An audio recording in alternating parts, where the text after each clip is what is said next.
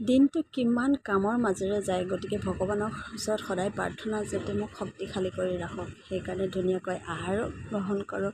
আৰু ৰাতিপুৱা মই আজি বনাইছিলোঁ ফ্ৰাইড ৰাইচ, চিম্পুল ভাত, দালি, তাৰপিছত অকণমান দাংবডি ভাজি, কেৰেলা ভাজি আৰু অকণমান আন্দা আমলেট। এনেকৈ দিনটো আৰম্ভ হ'ল। আৰু খোৱা বোৱাৰ মাজেৰে কামখিনিতো ক'বই নালাগে, দোকান, ঘৰৰ কাম, এইবোৰ মাজতে মোৰ দিনটো পাৰ হয়। সেইকাৰণে ভগৱানে যাতে সদায় শক্তিশালী কৰি ৰাখে, যাতে এই কামবিলাক নিৰোগীভাৱে মই সদায় একে লেঠাৰিৰে কৰি যাব পাৰোঁ। কাম কৰিবলৈ ভয় নকৰোঁ, কিন্তু কেতিয়াবা অকণমান এলাহো লাগে আৰু, কিন্তু লাগিলেও নিজৰ কামখিনি কৰিবই লাগিব।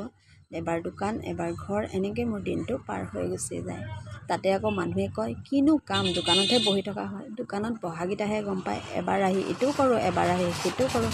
কামৰ মানে অসংখ্য কাম কৰিছোঁ নহয়, 4-5জনকৈ মানুহ খোৱা লোৱা এইবিলাক বনাওঁতেই মোৰ সময়টো পাৰ হৈ যায়। আপোনালোকৰ বাৰু কেনেকৈ যায় দিনবোৰ?